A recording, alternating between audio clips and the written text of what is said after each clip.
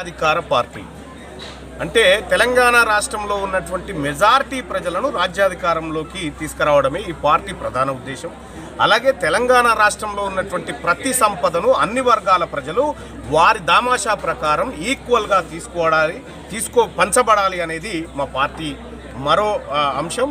అలాగే తెలంగాణ రాష్ట్రంలో ఉన్నటువంటి అనేకమైన అన్యక్రాంతమైన భూముల్లో ప్రతి బీసీ కుటుంబానికి 2 ఎకరాల భూములు పంచాలనేది మా ఎజెండాలో భాగం. అలాగే హెల్త్ అండ్ ఎడ్యుకేషన్ విషయంలో కూడా అత్యంత కార్పొరేట్ లెవెల్లో అతి గొప్ప వైద్యాన్ని ఉచితంగా ప్రజలకు అందించాలనే దాంట్లో మా ఎజెండాలు ఉన్నాయి.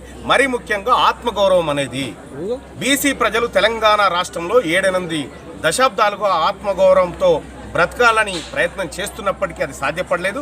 ఈసారి ఆత్మగౌరవంతో మేము ఈ తెలంగాణ రాష్ట్రంలో ప్రజలందరినీ తల ఎత్తుకొని బ్రతికేలాగా చేయాలనేది మాకున్నటువంటి సంకల్పం. అంటే మీ పార్టీ తరఫున ఒక బీసీ వాళ్ళకే పెద్దపీట వేస్తున్నారా, లేకపోతే అన్ని కులాలను కలుపుకుని వెళ్తున్నారు? లేదు, ఇది ఒక్క బీసీ వాళ్ళది కాదు, మెజారిటీ ప్రజలైన బీసీల చేత స్థాపించబడిన పార్టీ కాబట్టి దీంట్లో ఎస్సీ ఎస్టీ అగ్రవర్ణ పేదలు కూడా ఇందులో ఉంటారు. ఒక రాజకీయ పార్టీకి ఉండాల్సిన అన్ని లక్షణాలు ఈ పార్టీకి ఉన్నాయి. Thank you.